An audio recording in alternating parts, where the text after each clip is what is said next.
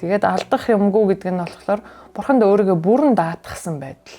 Бурхан дотор миний бүх зүйл байгаа.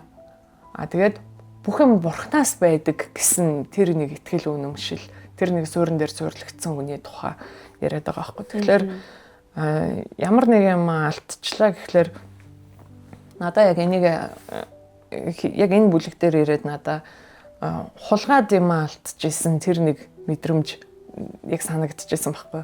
Тийм нэг хүн нэр төрийн хувьд, эд зүйлийн хувьд, эсвэл хин бэ гэдгийн хувьд ч юм уу нэгэн манга алдчихж байгаа, хин нэгэнд алдчихж байгаа, хин нэгнээр булаалгаж байгаа, эсвэл өөрийнх нь дутууд ойлмог сул дороогоос болоод ингээд алдчихж байгаа.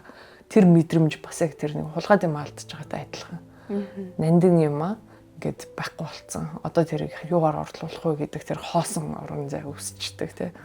Гэтэл энэ ч болохоор алдах юмгүй байдал энэ талаар болохоор Бурханд өөрийгөө бүрэн даатгацсан учраас өгдөг Бурхан авдаг ч байж болно тий. Бурхан авахгүй ч байж болно.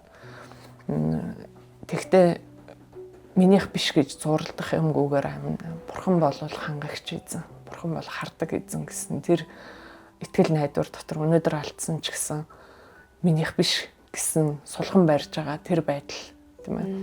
Эзэнтэй харин тас зурлдж байгаа бусад бүх юмыг сулхан барьж байгаа тэр төлөв байдлын тухай хэлээд байгаа байхгүй. Тэгээ нуух юм бүхий л номыг бичээстэй нийцэж буй эсгээр нь жишиж үнэл.